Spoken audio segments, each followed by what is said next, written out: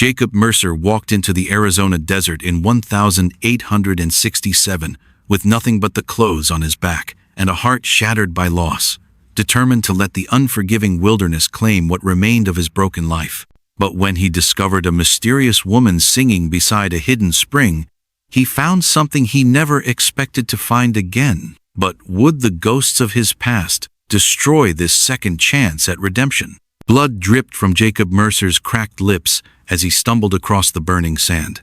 The Arizona sun felt like a giant's fist pressing down on his back. Each step forward might be his last, and that thought brought him more comfort than fear. Behind him lay the town of Prescott, where whispers followed him like hungry dogs. Ahead stretched nothing but endless desert, cacti standing like silent soldiers in the heat. Jacob's water bottle had been empty since yesterday morning. His throat felt like sandpaper, and his tongue stuck to the roof of his mouth. The leather satchel bouncing against his hip held everything he owned now. 3 letters from the bank, a faded photograph of Margaret holding baby Thomas, and the wedding ring he'd finally pulled from his finger that morning, wrapped in her favorite handkerchief that still smelled like lavender soap. Margaret would have scolded him for giving up. She'd always been the strong one, the one who saw light in dark places. But Margaret was gone, buried in the hillside cemetery, along with their son who'd lived only 6 precious days. The fever had taken them both while Jacob sat helplessly beside their bed, watching their faces grow pale as winter snow. "Should have been me," he whispered to the empty desert. A lizard skittered across his path, pausing to stare at him with black button eyes before disappearing under a rock. Even the desert creatures had more sense than he did. The town banker, Mr. Wesley, had been kind enough when he'd delivered the final notice. "Jacob, I'm sorry. I truly am. But the payments haven't come in 3 months, and the board won't wait any longer." The house where Jacob had carried Margaret across the threshold would belong to someone else by week's end. His job at Henderson's General Store had ended 2 weeks ago. Not because Samuel Henderson was cruel, but because Jacob's hands shook too much to count change properly. Customers grew uncomfortable when he stared at their children with hollow eyes, remembering Thomas's tiny fingers wrapping around his thumb. The desert stretched out like a brown ocean, waves of heat rising from the sand. Mountains stood in the distance like sleeping giants, purple and mysterious. Jacob had never been this far from town before. Growing up in Pennsylvania, he'd dreamed of adventure in the Wild West. Now he understood why men disappeared into these empty places and were never seen again. His boots, once polished black leather suitable for Sunday church, now looked like they'd been chewed by wild animals. Holes in the soles let sand creep inside with every step. Blisters had formed, broken, and formed again. The pain kept him moving when his mind told him to lie down and let the vultures have their feast. A memory floated through his thirsty thoughts. Margaret singing while she kneaded bread dough, flour dusting her dark hair like snow. She'd hum old Irish songs her grandmother had taught her, melodies that could make even the hardest day feel soft around the edges. Thomas would kick in her belly, and she'd laugh, placing Jacob's hand where their son danced before his birth. "Feel that, Jacob? He's going to be a fighter, this one." But Thomas hadn't been strong enough to fight the fever. Neither had Margaret. The sun climbed higher, turning the desert into a furnace. Jacob's shirt, once white, now showed brown stains of sweat and dust. He'd given up trying to wipe the grit from his eyes. Everything looked blurry anyway, like viewing the world through dirty glass. A hawk circled overhead, riding invisible currents of hot air. Jacob envied its freedom, its ability to see the whole desert spread out below like a map. From up there, he must look like a tiny dot crawling across the vastness, as insignificant as an ant. The ground under his feet changed from sand to rocky soil dotted with prickly pear cactus. Their yellow flowers bloomed cheerfully despite the harsh conditions. Jacob couldn't understand how anything found the strength to bloom in such a place. He certainly couldn't find beauty in anything anymore. His stomach had stopped growling hours ago. Hunger felt like a dull ache now, background noise compared to his thirst. The last water he'd tasted came from a muddy stream 2 days back, brown liquid that had made him sick but kept him alive a little longer. Now even that seemed like luxury. Night couldn't come soon enough. The desert transformed after sunset, trading blazing heat for surprising cold. Jacob had learned to gather dried cactus wood during the day, building small fires to keep from freezing when darkness fell. Tonight might be different. Tonight he might not bother with fire at all. A roadrunner zipped across his path, disappearing behind a cluster of barrel cacti with comic speed. The sight almost made Jacob smile. Almost. Margaret would have laughed at the bird's silly run, would have invented a story about where it was rushing off to with such importance. She'd been good at stories. Every night, she'd promised to tell Thomas tales about brave knights and clever princesses when he got older. Stories about magic and adventure, about heroes who always found ways to win against impossible odds. Jacob wondered if she'd have told their son stories about fathers who walked into deserts to die. The thought made him stumble, catching himself against a tall saguaro cactus. Its arms reached toward heaven like a person praying. Jacob had stopped praying weeks ago, after the preacher's empty words at Margaret and Thomas's funeral. If God existed, he'd turned his face away from the Mercer family. Wind picked up, carrying the scent of sage and something else. Something green and fresh that didn't belong in this burned landscape. Jacob lifted his nose like a hunting dog, trying to locate the source. Water. Somewhere ahead lay water. Hope fluttered in his chest like a trapped bird. Maybe he could drink his fill one last time before the end came. Maybe he could wash the dust from his face and remember what it felt like to be clean. The scent grew stronger as he forced his legs to carry him forward. His shadow stretched long behind him now, pointing back toward Prescott like an accusing finger. But Jacob wouldn't turn around. He'd made his choice when he'd walked out of town before dawn, leaving his door key on the kitchen table beside a note explaining his decision. The desert would claim him, but it would be on his terms. He'd face death standing up, the way Margaret would have wanted, the way she'd faced her own end, holding his hand and whispering words of love even as the fever burned through her small body. Somewhere in the distance, he heard the sound that had drawn him forward. Water, trickling over stone like nature's own music. The sound of singing stopped Jacob dead in his tracks. A woman's voice drifted through the desert air, soft and sweet as honey. Jacob rubbed his eyes, certain the sun had finally cooked his brain. People didn't sing in the middle of nowhere. People didn't exist in this empty wasteland where only scorpions and rattlesnakes made their homes. But there it was again. A melody he didn't recognize. Words in Spanish that rolled like gentle waves. The voice came from somewhere ahead, beyond a cluster of red rocks that jutted from the desert floor like ancient teeth. Jacob's boots scraped against stone as he climbed toward the sound. Each step felt like lifting weights, but curiosity gave him strength he didn't know he still possessed. The singing grew clearer, accompanied now by the splash of water against rock. He crested a small ridge and stopped breathing. A natural spring bubbled from the earth, surrounded by green grass that shouldn't exist in this harsh place. Cottonwood trees provided blessed shade, their leaves whispering secrets in the desert breeze. And beside the water knelt a woman in a white dress, her long dark hair catching sunlight like spun copper. Jacob blinked hard, convinced he was seeing things. But when he opened his eyes, she was still there, still singing, still real. The woman cupped water in her hands, lifting it to her lips with movements as graceful as a dancer. She seemed completely at peace, as if she belonged to this magical place the same way flowers belong to spring gardens. Jacob tried to speak, but only a croak came from his parched throat. The sound was loud enough to reach her ears. She turned, and Jacob saw the most beautiful face he'd ever encountered outside of dreams. Her skin glowed with health, brown as polished wood and smooth as river stones. Dark eyes regarded him without fear, though he must look like some wild creature stumbled in from the wasteland. Her dress, simple but clean, made him suddenly aware of his own filthy appearance. "You look like a man who has forgotten how to drink," she said. Her English carried a musical accent that made even those simple words sound like poetry. "The spring has been here longer than memory. It will not judge your thirst." Jacob wanted to explain that he'd come here to die, not to drink. But his body had other ideas. His legs gave out, sending him tumbling toward the water like a man possessed. He fell to his knees at the spring's edge, cupping the clear liquid to his cracked lips. The water tasted like life itself. Cold and sweet, it flowed down his throat and spread through his body like medicine. Jacob drank until his stomach ached, then splashed handfuls over his burning face and neck. The dust and grime of 3 days washed away, revealing skin that looked almost human again. When he finally looked up, The woman was watching him with something that might have been compassion.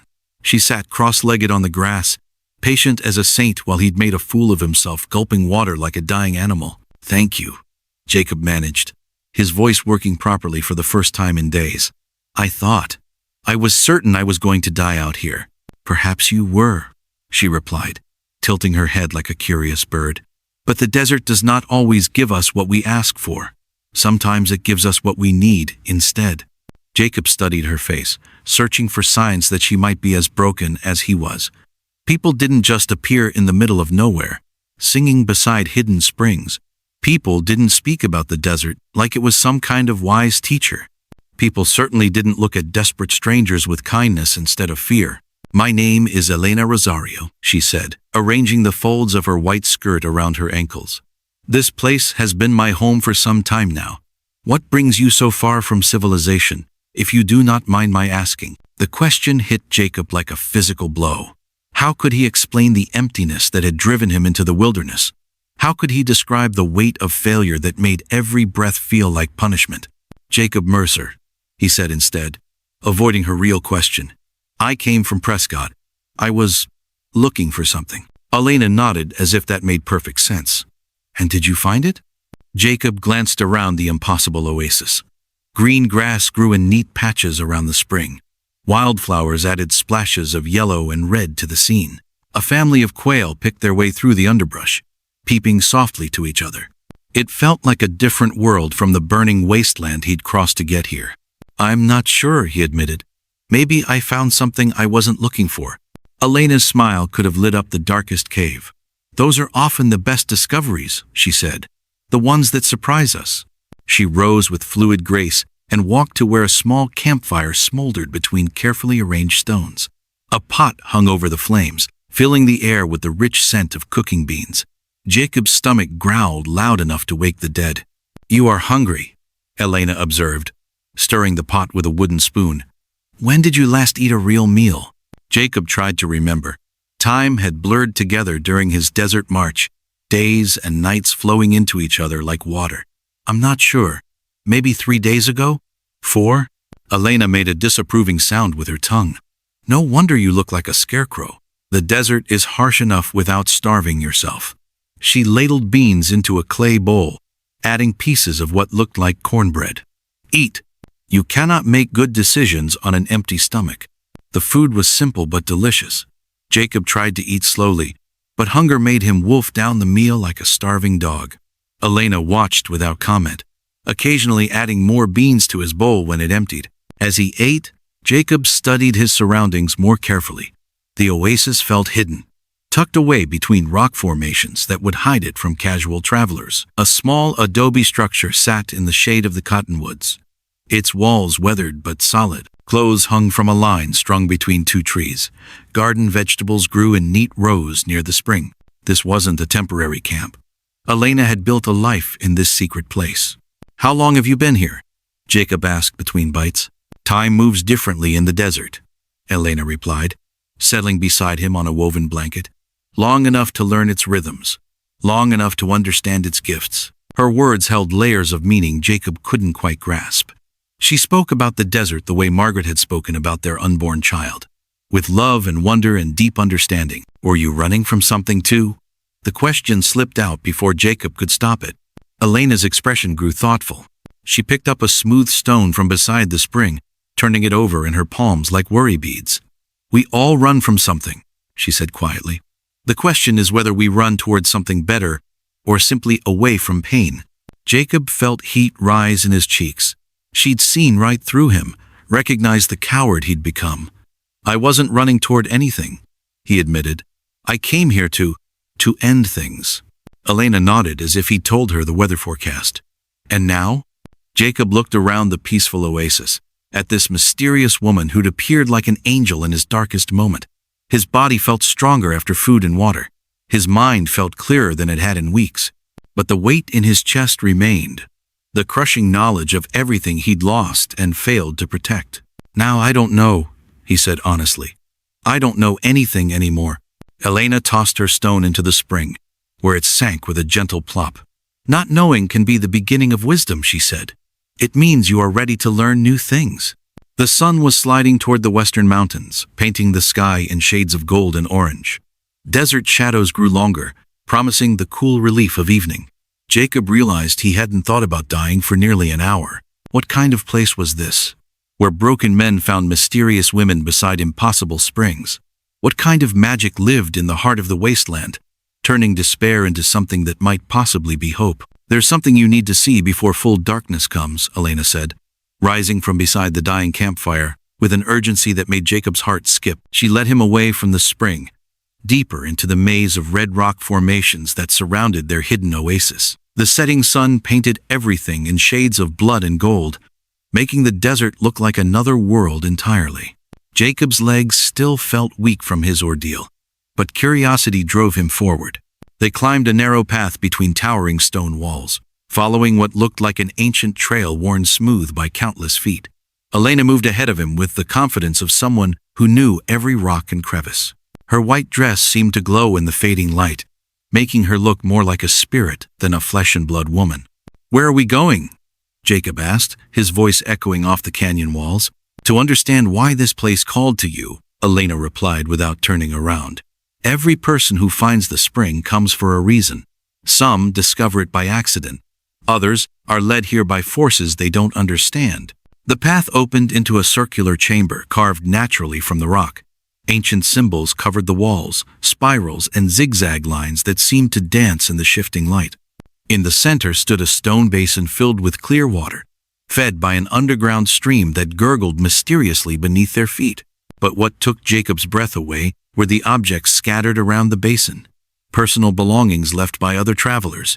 A child's wooden toy, a woman's silver locket, a man's pocket watch, its chain draped carefully over the stone edge.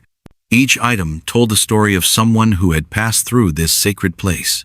"What is this?" Jacob whispered, afraid to speak too loudly in such a holy space. Elena knelt beside the basin, her fingers trailing in the water. "The desert remembers everyone who enters it with a true heart," she said. "People have been coming here for hundreds of years.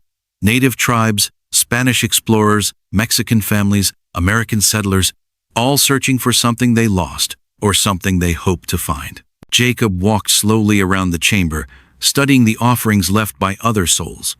A wedding ring, much like his own, sat on a natural shelf in the rock. Beside it, a letter written in faded ink, too weathered to read clearly. A small cross made from desert wood. A child's drawing of a family, carefully protected under a piece of glass. "They all left something behind," Jacob observed, running his fingers along the smooth stone wall. "Leaving something behind is how we make room for something new," Elena explained. She picked up a smooth piece of turquoise from beside the water, holding it up to catch the last rays of sunlight. "This belonged to a Navajo woman who came here 50 years ago, seeking healing after losing her children to disease. She left this stone and her grief. When she departed, she carried hope instead." Jacob's hand moved unconsciously to the leather satchel at his side, where Margaret's photograph and Thomas's tiny blanket waited. The idea of leaving them here, among the offerings of other broken hearts, felt both terrifying and somehow right. "How do you know all this?" Jacob asked. "About the woman and her stone, about what this place means." Elena set the turquoise back in its place with reverent care. "Because she was my grandmother," she said quietly, "and before she died, she told me I would find my own healing here someday. She said the spring would send me someone who needed what I had learned about surviving loss." The revelation hit Jacob like a thunderbolt. Elena wasn't just some mysterious woman who happened to live in the desert. She was part of a much larger story, connected to this place by bonds of family and tradition stretching back generations. "You're Navajo?" Jacob asked, though her features and accent suggested mixed heritage. Elena smiled, settling cross-legged on the smooth stone floor. "Navajo on my grandmother's side, Mexican on my grandfather's, Spanish on my father's side, Apache through my mother's mother. The desert doesn't care about such divisions. It sees only the human heart and its needs." As full darkness settled over the chamber, Elena lit a small oil lamp that cast dancing shadows on the ancient walls. The symbols seemed to move and shift in the flickering light, telling stories in a language older than words. "My husband brought me to Arizona territory 3 years ago," Elena continued, her voice taking on the rhythmic quality of someone sharing a well-worn tale. He was a silver miner, convinced he would strike it rich in the mountains north of here. We followed rumor after rumor, claim after claim, always believing the next hole in the ground would change our lives. Jacob settled beside her, drawn into the story despite himself. What happened to him? Elena's fingers traced patterns in the dust at her feet. Carlos was a good man, but the desert broke him slowly. Each failed claim chipped away at his spirit. He started drinking to dull the disappointment, then drinking to forget the drinking, then drinking just to face each new day. The pain in her voice was fresh, despite the time that had passed. Jacob recognized it as the same ache that lived in his own chest. The hollow feeling left when someone you love disappears piece by piece. One morning I woke up and he was gone, Elena said. No note, no goodbye, just empty bottles and unpaid debts in a mining camp full of strangers. I searched for weeks, asking everyone if they'd seen a man with kind eyes and calloused hands who used to sing Mexican lullabies. Jacob felt a chill that had nothing to do with the desert night air. Did you find him? Elena shook her head. I found his body in a canyon 20 miles from here. The desert had claimed him, but peacefully. He looked like he was sleeping under the stars. She paused, wiping her eyes with the back of her hand. I buried him there, beside a stream where wildflowers grew. Then I came here to decide whether to follow him or find another way to live. The chamber fell silent, except for the gentle sound of water flowing through hidden channels in the rock. Jacob understood now why Elena had spoken of the desert giving people what they needed instead of what they wanted. This place had given her time to heal, space to grieve, and purpose in helping others find their own path through loss. How long ago was that? Jacob asked. 2 years, 3 months, and 16 days, Elena replied without hesitation. But who counts such things? Despite everything, Jacob almost smiled at her contradiction. Even in the midst of profound sorrow, she could find small moments of humor. Margaret had been like that too, able to laugh through tears and find light in the darkest situations. Elena reached into a small pouch at her waist, pulling out a handful of items. A man's wedding ring, worn smooth by years of wear, a small silver cross on a broken chain, a photograph of a young couple standing beside a wagon, their faces bright with hope and dreams. These were Carlos's, she said, placing them carefully beside the basin. I've been carrying them for 2 years, afraid that letting them go meant forgetting him. But tonight, watching you drink from the spring, I realized something important. What's that? Jacob asked, though part of him already knew the answer. Elena's eyes met his across the flickering lamplight. Holding on to the dead doesn't honor them.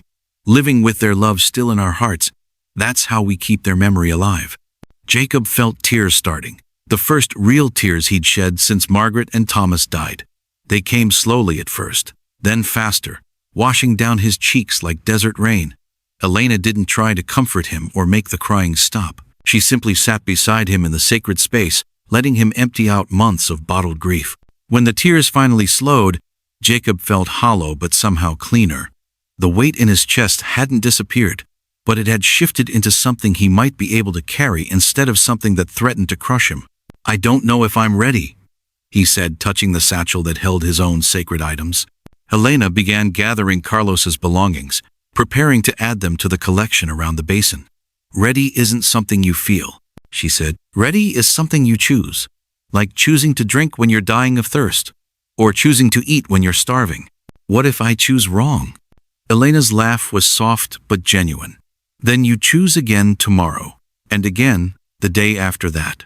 Choice by choice, day by day, until choosing to live becomes easier than choosing to die. The lamp flame flickered as a breeze moved through the chamber, carrying the scent of sage and something else, something green and growing that spoke of life persisting in impossible places. Jacob pulled the satchel into his lap, feeling the weight of the photograph and the ring and all the memories they carried. Outside the chamber, night sounds began their desert symphony.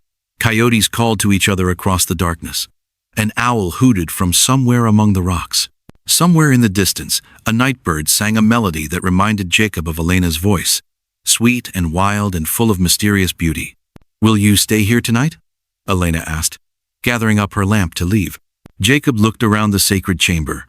at the offerings left by other travelers, at the ancient symbols that seemed to pulse with their own inner light.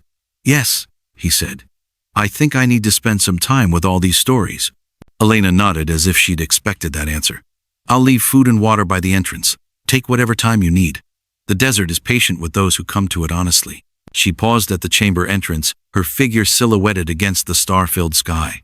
"Jacob, thank you for choosing to drink from the spring.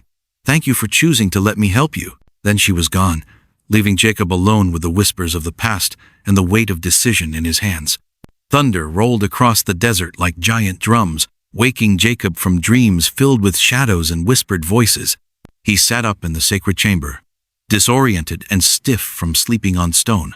The oil lamp had burned out during the night, leaving him in complete darkness except for occasional flashes of lightning that lit the ancient symbols on the walls. The storm had come from nowhere, transforming the peaceful desert into something wild and dangerous. Rain began falling in fat drops that turned to a steady downpour within minutes. Jacob had never seen desert rain before, but Elena had warned him about the flash floods that could turn dry washes into raging rivers without warning. He needed to get back to the oasis, back to shelter and safety. But when he tried to find the path they'd taken the night before, everything looked different in the storm. Lightning revealed glimpses of rock formations that all seemed identical in the darkness. The narrow trail had become a stream of rushing water that made footing treacherous. Within minutes, Jacob was completely lost in a maze of stone and storm. "Elena!" he called, but thunder swallowed his voice before it could travel far. The rain soaked through his clothes and ran into his eyes, making it impossible to see more than a few feet in any direction. Every step forward might lead him deeper into the wilderness, or toward the edge of a cliff he couldn't see until too late. Jacob pressed his back against a stone wall, trying to think clearly despite the chaos around him. Water poured off the rocks above like a dozen waterfalls, creating pools that hadn't existed an hour before. The desert was showing him another face now, not the burning, thirsty wasteland that had nearly killed him, but a place of sudden violence and overwhelming power. A sound reached him through the storm that made his blood freeze. Not thunder or rain or wind, but something else. Something that sounded almost like crying, high and desperate and definitely human. Someone was in trouble out there in the darkness. "Hello!" Jacob shouted, cupping his hands around his mouth. "Where are you?" The crying stopped for a moment, then started again from a different direction. Jacob pushed away from the wall, following the sound despite the danger. His boots slipped on wet stone, and his hands scraped against sharp edges of rock, but he kept moving toward whoever needed help. Lightning illuminated a scene that made his heart stop. A young boy, maybe 8 or 9 years old, clung to a boulder in the middle of what had been a dry creek bed an hour ago. Water rushed around him on all sides, rising fast enough that it would soon sweep him away. The child's face showed pure terror as he screamed for help that seemed impossible to provide. Jacob didn't think. He waded into the flood, fighting against water that tried to knock him off his feet with every step. The current was stronger than he'd expected, filled with debris and moving rocks that could break a man's legs if they hit wrong. But the boy was running out of time, and no one else was coming to help. "Hold on," Jacob yelled. "I'm coming to get you." The boy's eyes fixed on him like he was seeing an angel. "Please, mister, I can't swim." Jacob reached the boulder just as his footing gave out completely. The flood swept him downstream, tumbling him over rocks and through pools, until he managed to grab a fallen tree branch. His ribs screamed with pain and his lungs burned from swallowing muddy water. But he was still alive. More importantly, he was now downstream from the boy, in position to catch him when the water finally claimed the boulder. It happened faster than Jacob expected. One moment the child was clinging to stone, the next he was spinning through the flood like a leaf. Jacob lunged forward, wrapping his arms around the small body just as they both went under the surface. The world became a confused tangle of water and darkness, and the desperate need for air. Jacob fought his way back to the surface, holding the boy's head above water while the flood carried them both toward whatever lay downstream. He could feel the child's heart beating against his chest like a frightened bird, could hear him sobbing with fear and relief and shock. A massive cottonwood tree had fallen across the creek, creating a natural dam that caught them both like a net. Jacob hauled the boy onto the trunk, both of them gasping and shivering but miraculously alive. Lightning showed them where they were, maybe 100 yards from Elena's oasis, though it looked completely different in the storm. "What's your name, son?" Jacob asked, wrapping his coat around the boy's thin shoulders. "Miguel," the child replied through chattering teeth. "Miguel Santos. My papa's going to be so angry. I wasn't supposed to leave camp, but I heard singing, and I wanted to see." Jacob's heart clenched. The boy had been drawn to Elena's voice the same way he had, but the storm had caught him before he could reach safety. "Where's your family's camp?" Miguel pointed vaguely south, toward the mountains. "Maybe 2 miles that way.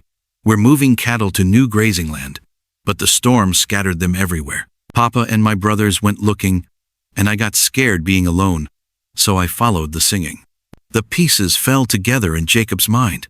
Mexican ranchers moving livestock through the territory, a common sight during certain seasons. The boy had wandered away from safety and nearly paid with his life. Now they were both stranded in a flash flood that showed no signs of stopping. "Can you walk?" Jacob asked. Miguel tried standing on the tree trunk, then winced and shook his head. "My ankle hurts really bad. I think maybe it's broken." Jacob examined the boy's foot as best he could in the lightning-lit darkness. Swollen and already turning purple, but probably sprained rather than broken. Miguel wouldn't be walking anywhere soon, which meant carrying him through floodwaters and unfamiliar terrain in the middle of a desert storm. "All right," Jacob said, trying to sound more confident than he felt. "We're going to get to shelter, and then we'll figure out how to get you back to your family. Can you hold on to my back?" Miguel nodded, wrapping his arms around Jacob's neck with the trust that only children could show to strangers. Jacob slipped back into the water, using the fallen tree as a guide toward where he thought Elena's oasis might be. Each step was a gamble, each flash of lightning a brief moment of navigation in an ocean of confusion. The storm seemed to be getting worse instead of better. Wind howled through the rock formations like banshees, driving rain horizontal and making it impossible to see more than arm's length ahead. Jacob's legs shook with exhaustion, and his lungs burned from the effort of fighting the current. But Miguel's weight on his back reminded him that stopping wasn't an option. Just when Jacob thought they might both drown in the flood, he heard something impossible through the storm. Elena's voice, calling his name from somewhere ahead. He followed the sound like a lifeline, stumbling toward what he hoped was safety. She appeared like a miracle, standing on higher ground with a rope in her hands and determination written across her face. "Jacob, this way! Follow my voice!" Elena threw one end of the rope, and Jacob caught it on the second try. She helped pull them both from the flood, dragging them up a slope to where her adobe shelters stood like a fortress against the storm.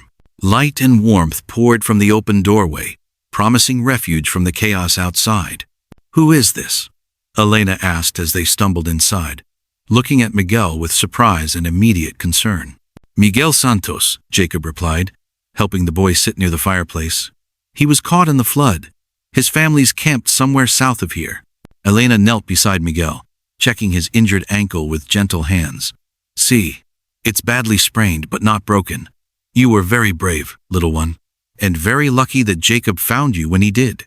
She wrapped the ankle in strips of cloth soaked in cool water, speaking to Miguel in rapid Spanish that seemed to calm his fears.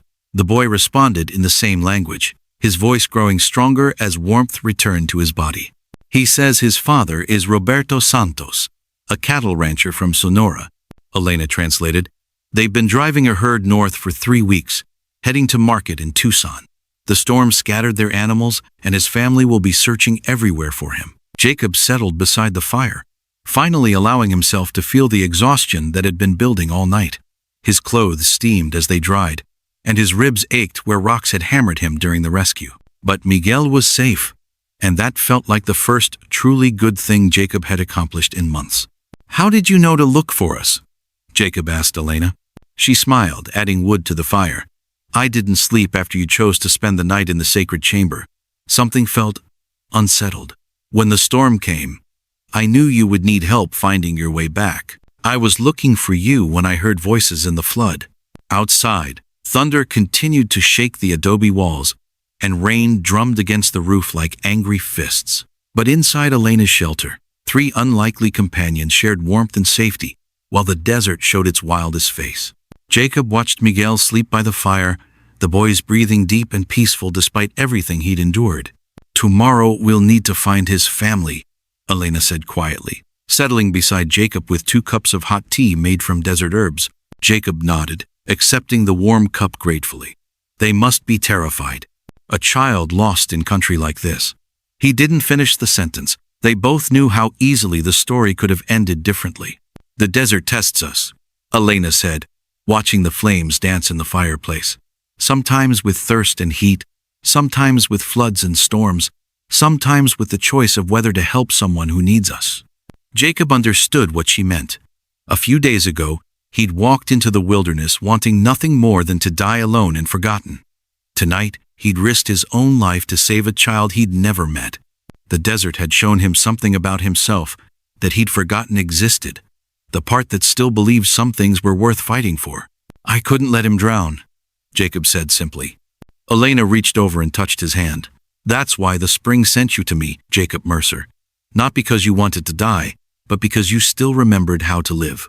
Thunder rolled across the desert again, but softer now, as if the storm was finally beginning to exhaust itself.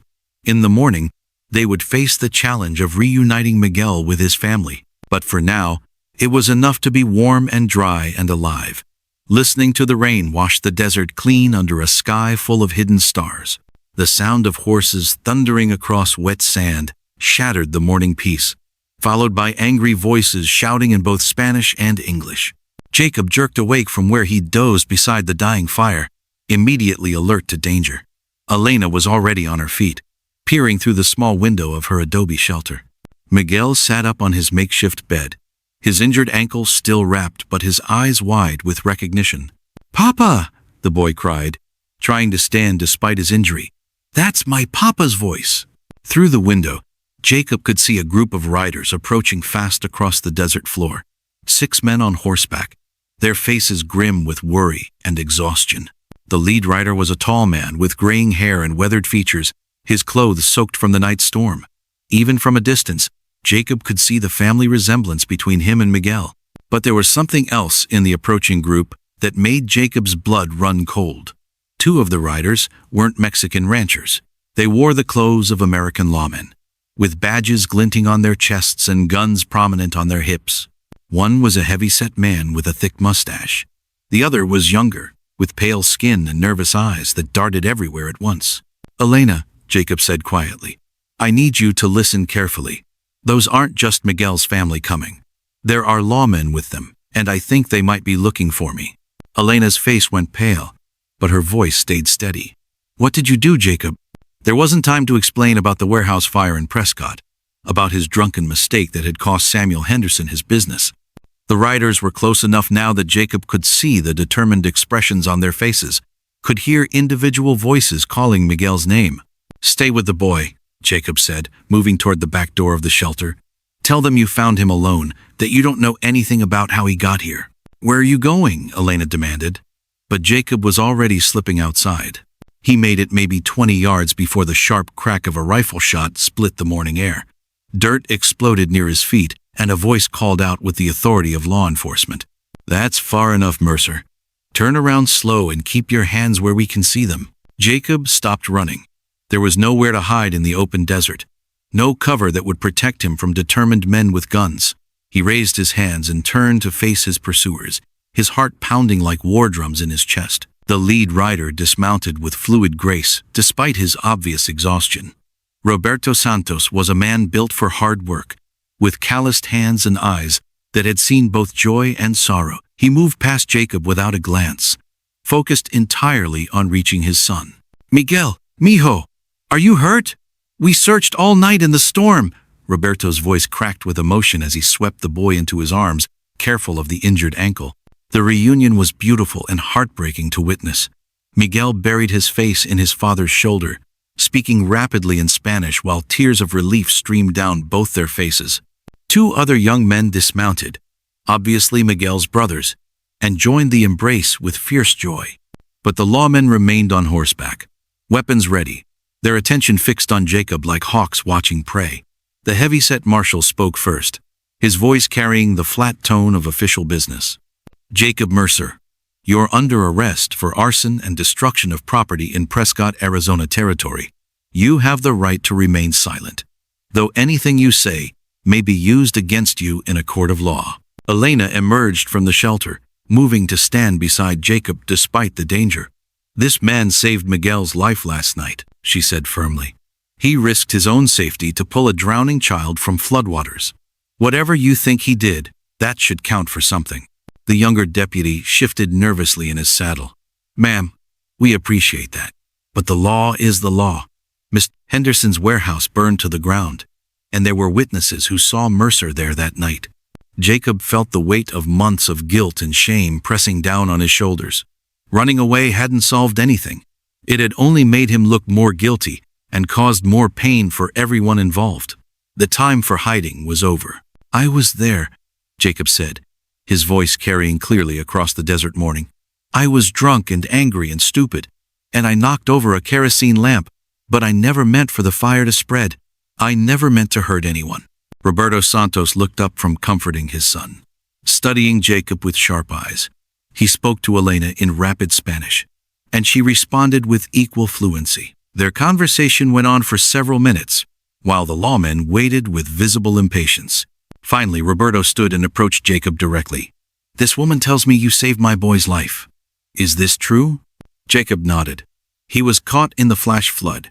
I couldn't leave him to drown. Roberto's weathered face showed intense thought. Miguel says you carried him through dangerous water, that you could have died trying to save him.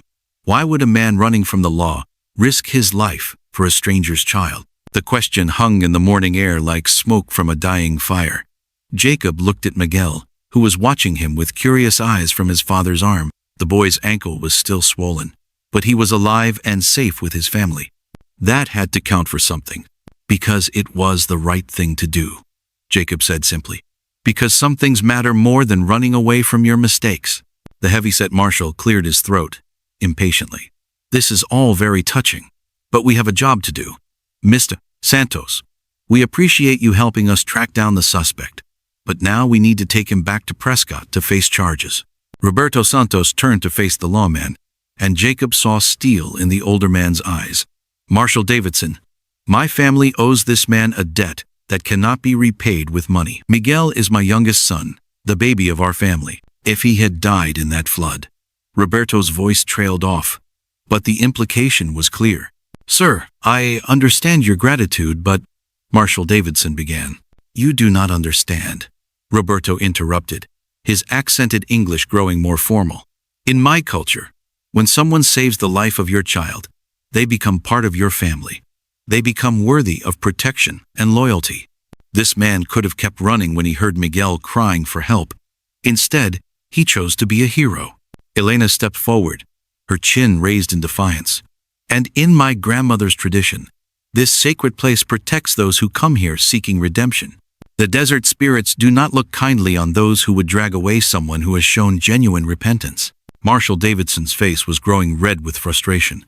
Now see here, this isn't about spirits or traditions. This is about the law of the Arizona Territory, and I have a warrant for this man's arrest. The younger deputy, who had been silent until now, suddenly spoke up. Marshal, what if we let Mr. Henderson know what happened here? About the rescue and all? Maybe he'd be willing to work something out that doesn't involve prison time. Davidson turned on his deputy with obvious irritation. Deputy Collins, you don't make deals with criminals based on good deeds. That's not how justice works. But Roberto Santos was nodding thoughtfully. This Henderson? He is a reasonable man?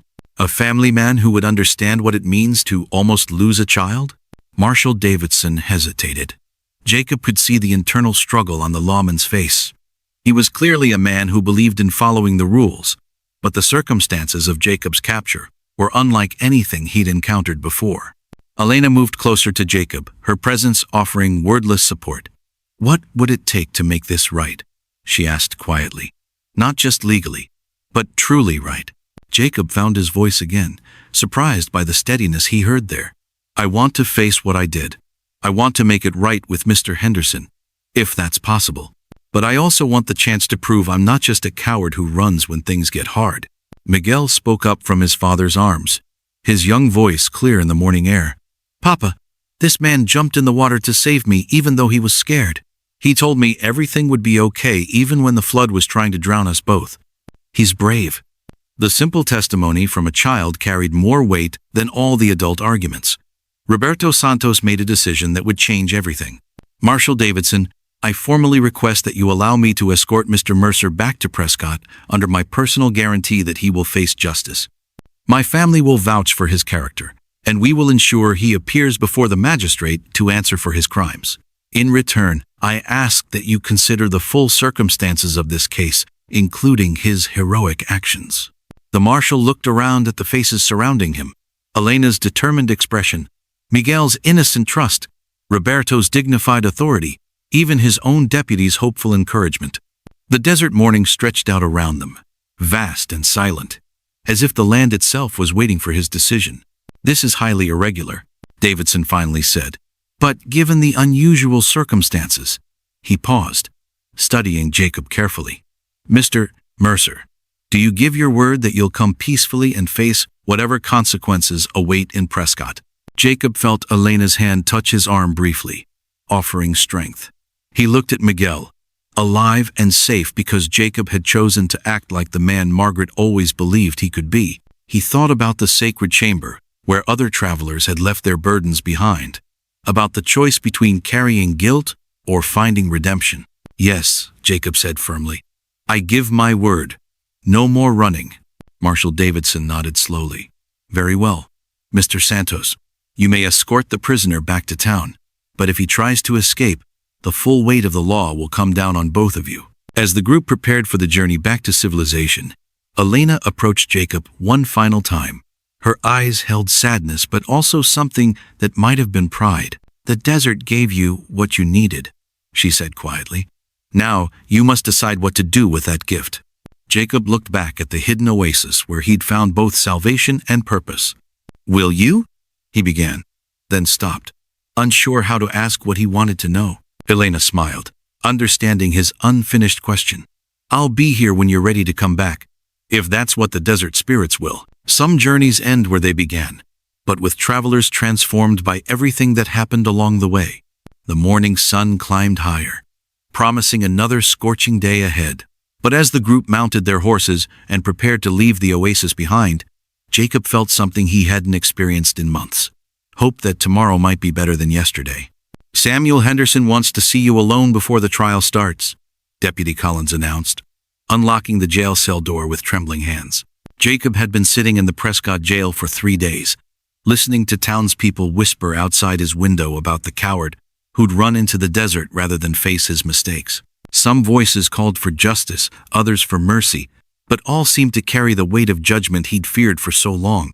The walk to Henderson's rebuilt store felt like marching to his execution. Main Street was busier than usual, filled with people who'd come to witness the confrontation between the man who'd caused the fire and the merchant who'd lost everything. Children pressed their noses against shop windows to catch glimpses of the infamous Jacob Mercer, while their mothers pulled them away with disapproving looks. Henderson's new building stood where the old warehouse had burned, larger and more impressive than before.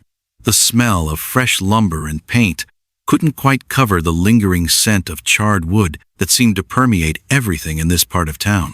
Jacob's stomach clenched with shame as he remembered the orange flames reaching toward the night sky, consuming months of Henderson's hard work in a matter of hours. Deputy Collins led him through the front door, past shelves stocked with goods from across the territory.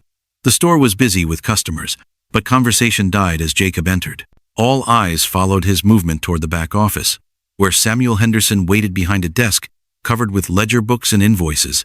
Henderson looked older than Jacob remembered, with new lines around his eyes and gray streaking his brown hair. His hands, scarred from years of physical labor, rested calmly on the desk surface.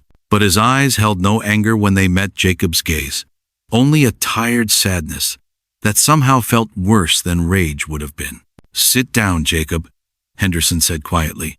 "Deputy, please wait outside and make sure we're not disturbed." Collins hesitated. "Sir, regulations say I should stay with the prisoner at all times." Henderson's voice carried quiet authority. "This conversation needs to happen between two men who've both lost things they valued. Give us 10 minutes. After the deputy reluctantly closed the door, Silence stretched between the two men like a canyon too wide to cross. Jacob forced himself to look directly at Henderson, to face the human cost of his drunken mistake without flinching or looking away. "I'm sorry," Jacob said finally, the words feeling inadequate but necessary. "I know that doesn't fix anything or bring back what you lost, but I need you to hear it. I never meant for the fire to spread. I never meant to hurt anyone." Henderson leaned back in his chair, studying Jacob with the careful attention of a man who'd learned to read people through years of business dealings. "Tell me about that night," he said. "Not what the law thinks happened, but what you remember actually happening." Jacob's hands clenched into fists in his lap as the memories came flooding back. I'd been drinking since Margaret's funeral that afternoon. Whiskey, mainly, enough to make the world feel less sharp around the edges. I was walking around town like a ghost, not really going anywhere, just moving so I wouldn't have to think about going home to an empty house. Henderson nodded, his expression showing understanding rather than judgment. "I remember losing my first wife 20 years ago. The drinking helps for a while, but it makes the pain worse in the long run. I ended up behind your warehouse around midnight, sitting on those old crates you kept stacked by the loading dock. I had a kerosene lamp with me. Don't ask me why. I barely remember picking it up. When I tried to stand up to leave, I knocked it over. The flame caught some spilled oil, and before I could think clearly enough to do anything useful, the fire was spreading faster than I could stop it." Jacob's voice broke slightly as he continued. "I tried to put it out with my coat, but I was too drunk to think straight, too clumsy to be effective. By the time I realized I needed to get help, the flames had reached the roof. I ran to find someone with buckets, but when I came back with help, the whole building was going up like a torch." Henderson was quiet for a long moment, his fingers drumming against the desk surface in a rhythm that might have been impatience or deep thought. "Why did you run instead of staying to help fight the fire?" The question Jacob had been dreading hung between them like smoke. He could lie, make excuses, try to minimize his cowardice, but Elena's words echoed in his memory. Sometimes choosing to live meant choosing to tell the truth, even when it hurt. "Because I was scared," Jacob admitted. "Scared of going to prison, scared of what people would think, scared of adding more failure to a life that already felt like nothing but mistakes. Margaret always said I was brave, but she was wrong. When it mattered most, I proved I was just a coward." Henderson leaned forward, his elbows resting on the desk. "Jacob, do you know what I've learned about courage in 53 years of living?" Jacob shook his head. "Courage isn't the absence of fear. It's doing what's right even when you're terrified of the consequences. You were afraid that night, and you made a mistake by running. But 3 days ago, you risked your life to save Roberto Santos's boy from drowning. That tells me more about your character than one night of poor judgment ever could." The words hit Jacob like a physical blow.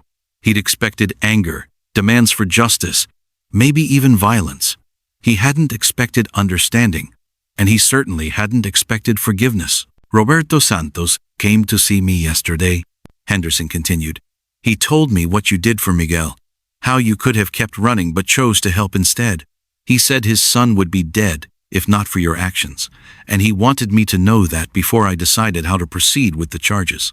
Jacob felt tears starting, but he didn't try to hide them. "What happens now?" Henderson stood up and walked to the window that looked out over Main Street. "Now we make this right, but not through the courts. I've been thinking about this for 3 days, and I've reached a decision." He turned back to face Jacob, his expression serious but not unkind. "I'm dropping the criminal charges. The insurance money I received was actually more than enough to build this new store, which is better than what I had before. Prosecuting you won't bring back the old building or undo what happened that night." Jacob stared at him in shock. "I don't understand. Why would you?" Henderson held up a hand to stop the question. "Because revenge doesn't heal anything, Jacob, and because I believe people can change if they're given the chance to prove themselves." He returned to his desk and pulled out a piece of paper covered with his careful handwriting. "However, there are conditions to my decision. First, you'll work for me for 1 full year, at fair wages, helping to establish this new business. Second, you'll attend temperance meetings every week and stay away from alcohol completely. Third, you'll speak to young men in town about the dangers of drinking and the importance of facing your mistakes instead of running from them." Jacob read through the terms carefully, hardly believing what he was seeing. "This is more than generous, Mr. Henderson. It's more than I deserve." "Maybe," Henderson agreed. "But Miguel Santos deserves to have his hero treated with mercy instead of vengeance. And maybe this town needs to see that people can find redemption if they're willing to work for it." A knock on the door interrupted them.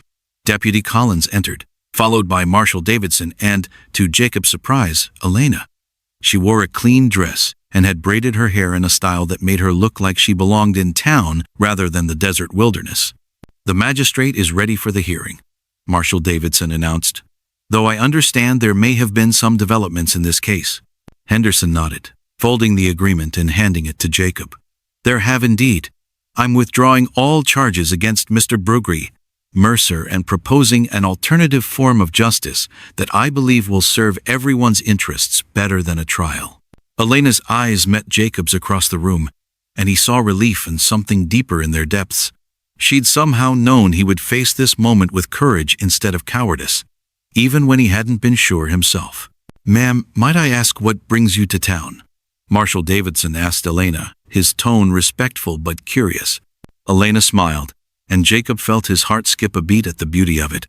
"I came to witness Jacob's trial and to speak for his character if needed.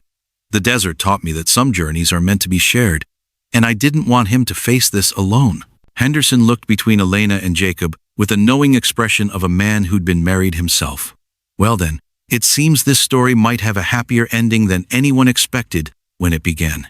As they prepared to leave the store and make the agreement official before the magistrate, Jacob felt the weight of months of guilt finally beginning to lift from his shoulders. He'd found the courage to face his mistakes, the strength to accept consequences, and something even more precious: people who believed he was worth a second chance. Outside, the afternoon sun painted Prescott's main street in shades of gold that reminded Jacob of desert light. Elena walked beside him, her presence solid and real and full of promise for whatever came next. Behind them, Samuel Henderson locked his store and joined the small group heading toward the courthouse, where justice would take the form of mercy and redemption rather than punishment. The desert had taught Jacob that survival sometimes meant letting go of the past to make room for an unknown but hopeful future. Now, surrounded by people who'd chosen to believe in his capacity for change, he understood that the real journey was just beginning. A letter arrived on a Tuesday morning that would change everything, delivered by a rider whose horse was lathered with sweat and whose face carried news that couldn't wait. Jacob was stocking shelves in Henderson's store when the commotion started outside.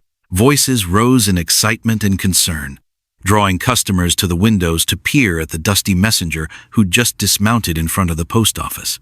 Elena, who'd been helping Jacob organize inventory, set down her clipboard and moved toward the door with the curious expression of someone who'd learned to read trouble in the desert wind. "What do you think it is?" Jacob asked, following her outside where a crowd was gathering around the messenger.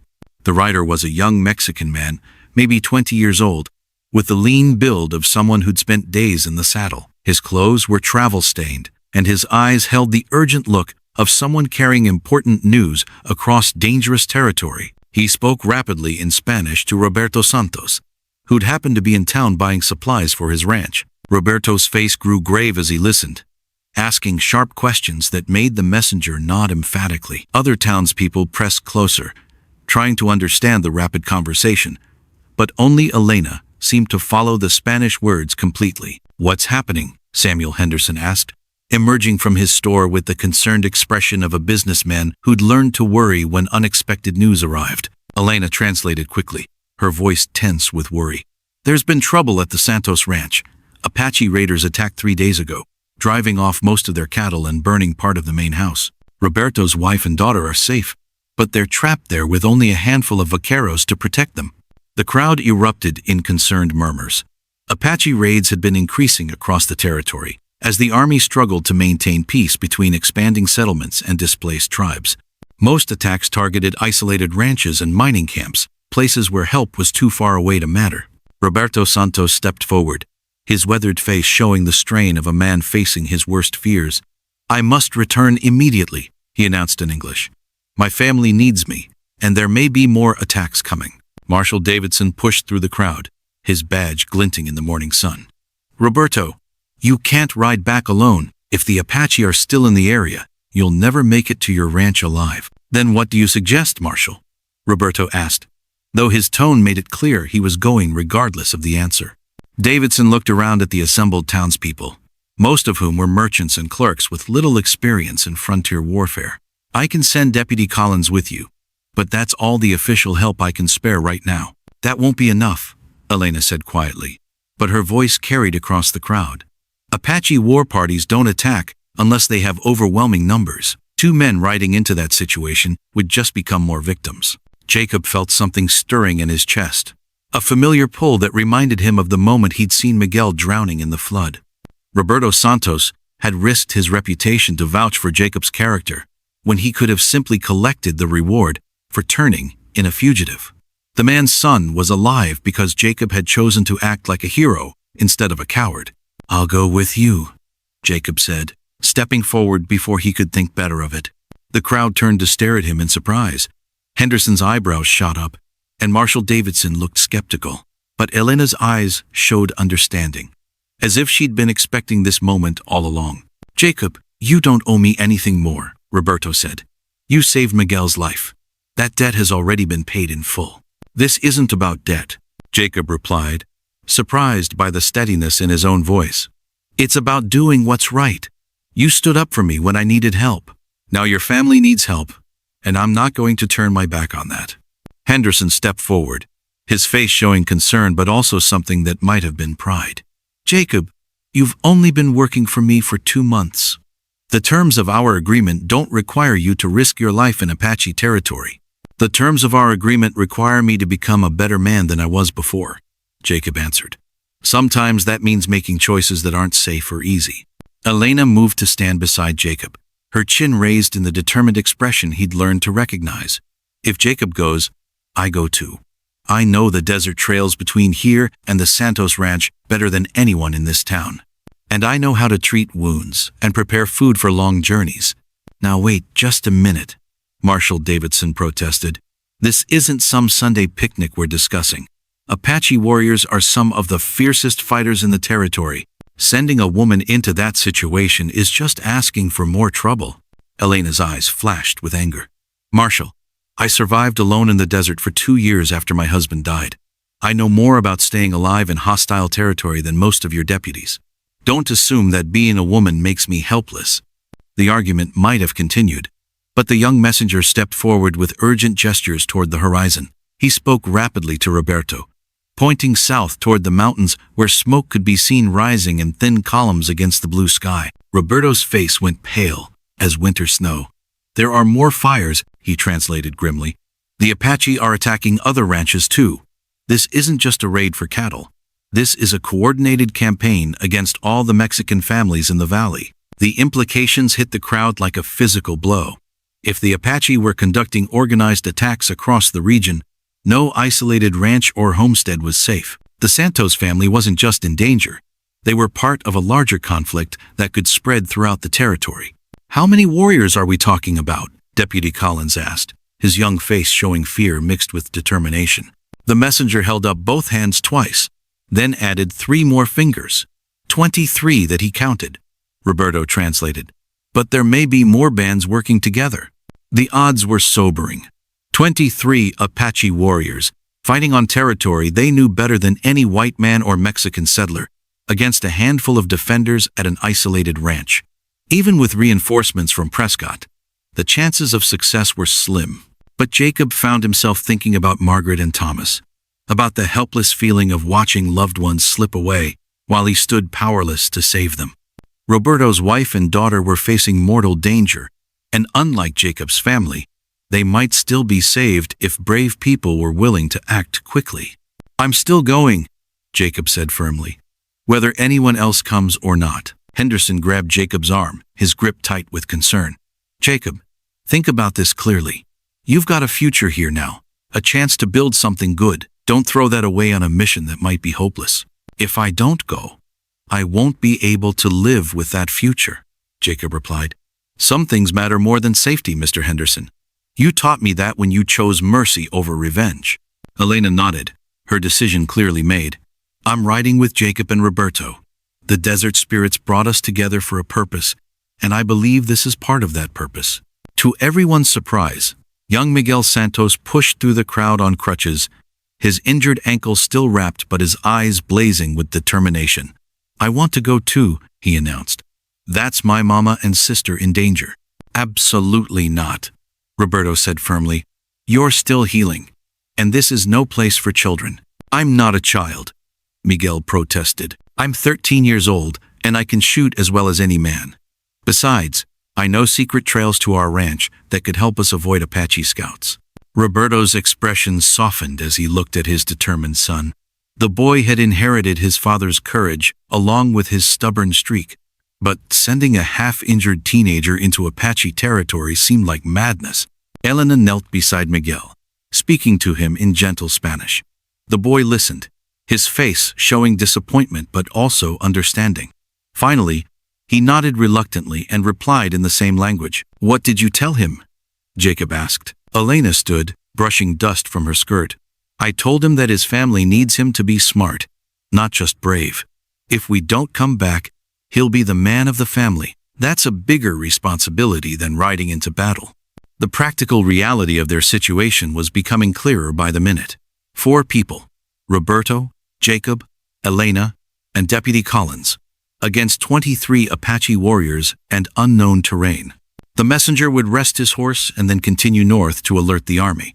But military help was days away at best.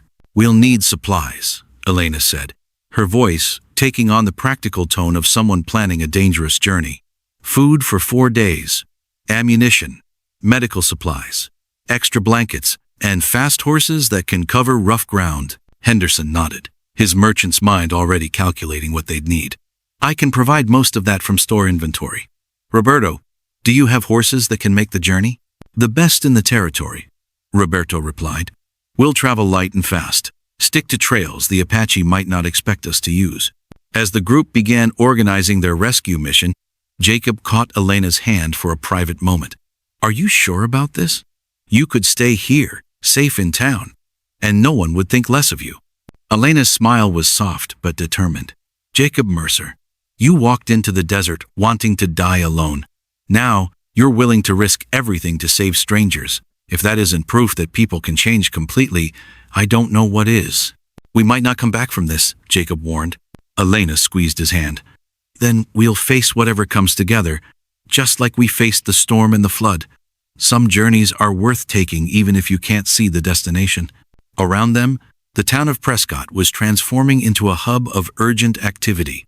People who'd been going about their ordinary Tuesday morning business were now loading supplies, checking weapons, and saying goodbyes that might be permanent. The comfortable routine of civilization had been shattered by news of violence on the frontier. But in the midst of chaos, Jacob felt something he hadn't experienced since Margaret's death. The sense that he was exactly where he needed to be, doing exactly what he was meant to do. The desert had taught him that survival sometimes meant helping others survive. Now he would test that lesson against the most dangerous odds he'd ever faced. The sun was climbing higher, promising another scorching day ahead. But unlike the morning he'd walked into the wilderness seeking death, Jacob now rode toward an uncertain future with people he cared about, carrying hope instead of despair, courage instead of cowardice. The rescue mission would begin within the hour, and nothing would ever be the same again. The sound of gunfire echoed across the valley like thunder, followed by a woman's scream that cut through Jacob's heart like a blade. They'd ridden hard for 18 hours, stopping only to rest their horses and check the horizon for smoke signals that might reveal Apache positions.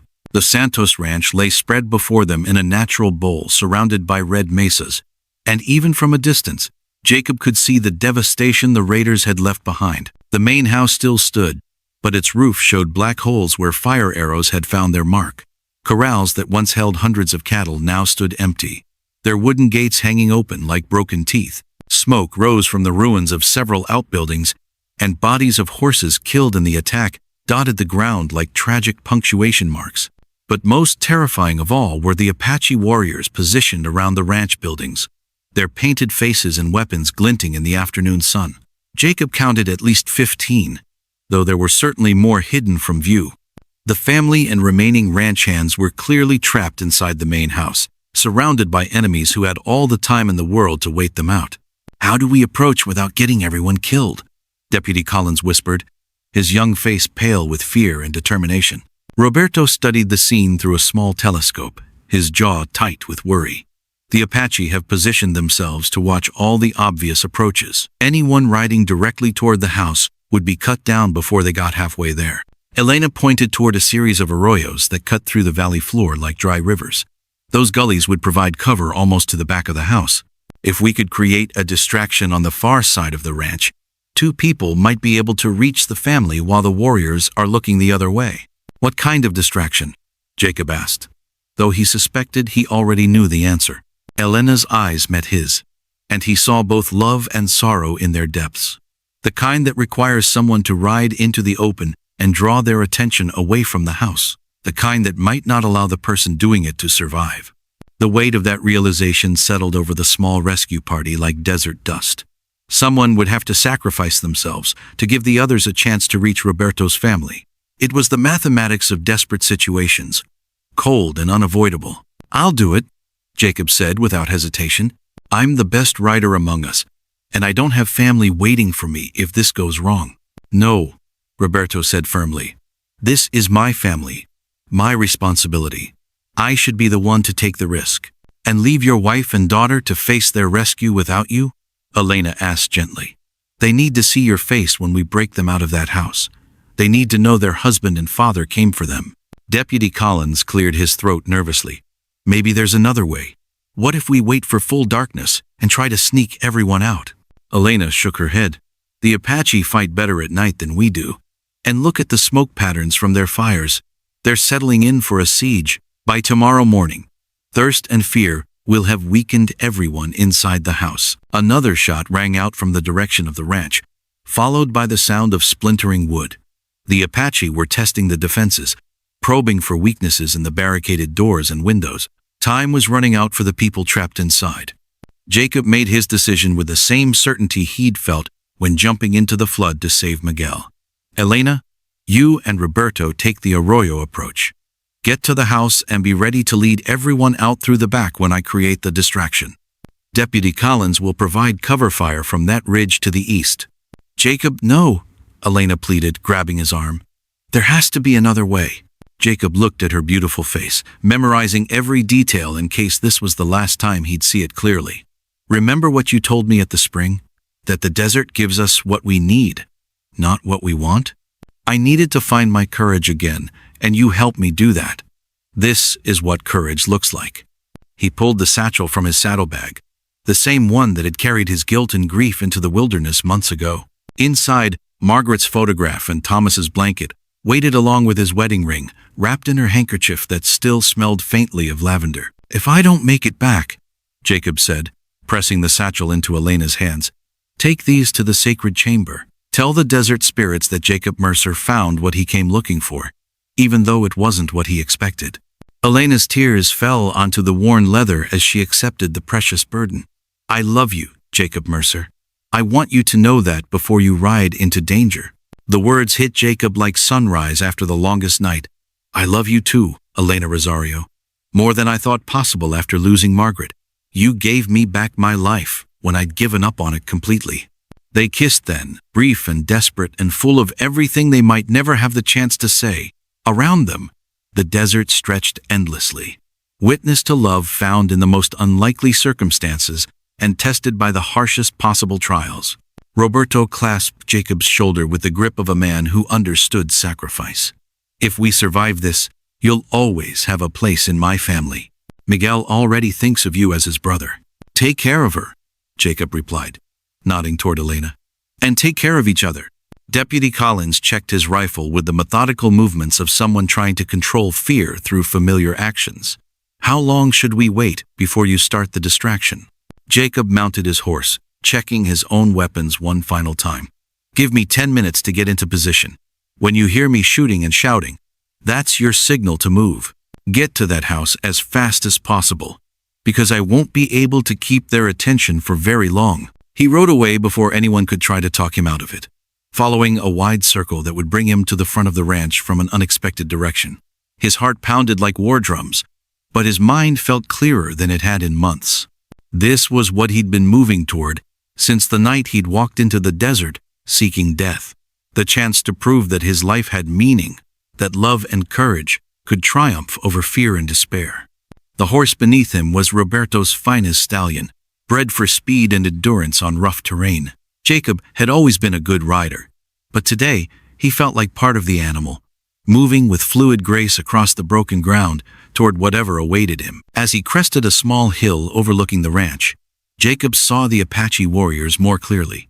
They were magnificent fighters, painted for war and armed with weapons that spoke of both tradition and deadly efficiency. He felt no hatred toward them, understanding that they were fighting for their own survival in a world that was changing too fast for anyone to control. But Roberto's family was innocent, and Elena was worth any sacrifice Jacob might be asked to make.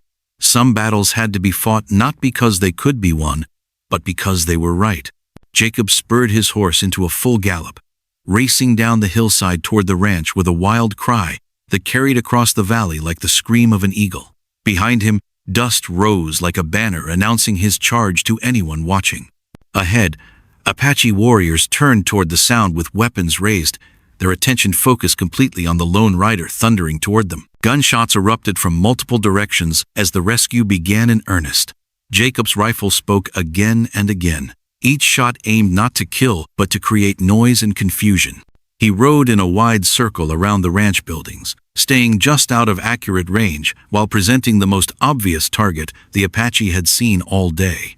Through the chaos of battle, Jacob caught glimpses of Elena and Roberto racing through the arroyo toward the back of the house. Deputy Collins' rifle cracked from the eastern ridge, forcing several warriors to take cover instead of pursuing the other rescuers. The plan was working, but Jacob knew his part in it was almost over. An arrow whistled past his ear, close enough to feel the feathers brush his hair. Another buried itself in his horse's shoulder, causing the animal to stumble but continue running. Jacob's ammunition was running low, and the Apache were beginning to realize that one man couldn't maintain this assault forever. Then he heard the most beautiful sound in the world. Elena's voice calling from inside the ranch house, organizing the evacuation of Roberto's family. She'd made it through the danger, and now she was leading everyone to safety through the route they'd planned. Jacob's horse stumbled again, this time going down completely and throwing him hard against the rocky ground. He rolled away from the fallen animal, his ribs screaming with pain but his spirit soaring with the knowledge that he'd succeeded. The distraction had worked long enough for love to triumph over death. Apache warriors closed in from 3 directions, their weapons ready to finish what the battle had started. Jacob struggled to his feet, his rifle empty but his head held high. He'd found his courage at last, and that was worth any price the desert demanded. But before the warriors could reach him, the sound of many horses thundering across the valley floor made everyone freeze. United States cavalry soldiers appeared on the horizon, riding hard toward the ranch with guidon flags streaming in the desert wind. The messenger had reached the army, and reinforcements had arrived just in time to turn the tide of battle. The Apache warriors, recognizing the changed odds, faded away into the landscape with the speed and grace of desert spirits. Within minutes, the valley that had echoed with gunfire fell silent except for the sound of reunion as Roberto's family emerged from the house into the safety of his arms. Jacob sat on the ground beside his fallen horse, watching Elena run toward him with tears of joy streaming down her face. The desert had kept its promise after all, giving him not what he'd asked for, but everything he'd ever needed. As Elena reached him and fell to her knees beside him, Jacob understood that some journeys end exactly where they began, but with travelers transformed by everything that happened along the way. He'd walked into the wilderness seeking death and found life instead. He'd found love when he'd given up on it completely. He'd found courage when he'd believed himself a coward. The desert stretched endlessly around them, vast and patient and full of secrets yet to be discovered. But Jacob Mercer had learned its most important lesson. Sometimes, the longest journey is the one that leads us back to ourselves, changed by the trials we've faced and the love we've discovered along the way. The sun was setting over the mountains, painting the sky in shades of gold and crimson that promised another day of life and hope and possibility. Jacob held Elena close and watched the light fade into stars, grateful for every moment they'd been given together, and ready for whatever adventures tomorrow might bring.